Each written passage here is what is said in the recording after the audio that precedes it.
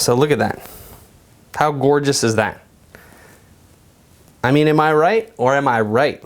That is a good looking salad right there. I'm salivating. I want to end this video right now to go eat this salad. But we're not quite there yet. We got to make the dressing. So for the dressing, most people run to the store and get a dressing because they're like, ugh, I don't know how to make dressing. Newsflash, making dressing is the easiest thing in the world. In order to make a good gourmet dressing, you just have to balance the 5 basic flavors. That's 1 B and 4 S's. Bitter, sweet, sour, salty, and spicy. Bitter, sweet, sour, salty, and spicy. I can't actually articulate my hands that well. Bitter, sweet, sour, salty, and spicy. Those 5 flavors are flavors that correspond to taste buds on our tongue. And if we balance all 5 flavors, when we eat food with all 5 flavors in it, that's what we call gourmet food. When all 5 major taste bud areas get stimulated, our mouth goes, wow, this is incredible. And that really makes the difference between okay food, delicious food, and mouth-watering, jaw-dropping food. So today we're going for mouth-watering and jaw-dropping, and we're going to balance the 5 flavors. So the base for our dressing today is going to be extra virgin olive oil. I don't have any particular brand that I'm using today. This is just the olive oil I had on hand. This says Trader Joe's, but you can use whatever it is at home. And now we're going to start balancing the flavors, and I'll show you just how that's done. So, bitter, sweet, sour, salty, and spicy. Can you guess what lemon is? Which flavor is lemon? I'm going to give you a couple seconds. Indeed, lemon is our sour. So we're going to squeeze in some lemon.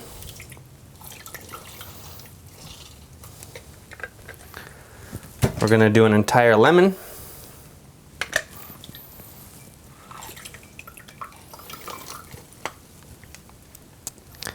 Again, I want to digress real quickly and say that for this dressing, proportions are not crucial. If you add a little bit more oil and less lemon, it's not really going to be a deal breaker. More importantly is balancing the basic flavors. So for our sour, we are going to use lemon. For our salty, we're going to use salt. This is sea salt. And we're just going to throw a little bit in, mix it around. For our bitter, well, first of all, you don't need a whole lot of bitter in a recipe, you just need a tiny little amount. And our bitter is already in the salad in the form of basil. Basil is a little bit bitter. Dill is a little bit bitter, and some of our mustards are a little bit bitter. So that flavor is already taken care of. So we have bitter in the salad in the form of our greens. We also have lemon, which is sour. We have salt, which is salty. We need a little bit of sweet. So for sweetness today, I'm going to use a little bit of honey.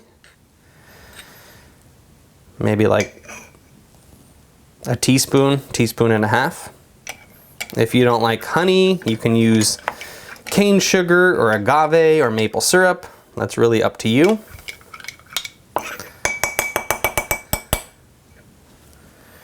I like to use a little bit of nutritional yeast. This also adds a little bit of bitterness to it. And nutritional yeast is something we lovingly refer to as hippie dust in our household. So a little bit of hippie dust. For spicy, we're going to use a little bit of pepper, black pepper.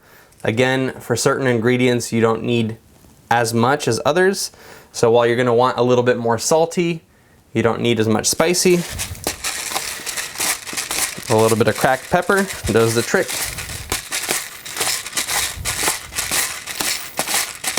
And then we mix. I like these little jars because I can put a lid on them. And then I can mix them in the same way that a hardware store mixes paint. Thoroughly. And there you have it.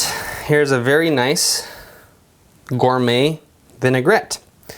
But we're not done yet. We want to make sure that it actually tastes good. So what we're going to do is we're going to taste this dressing to make sure that all the 5 flavors are balanced.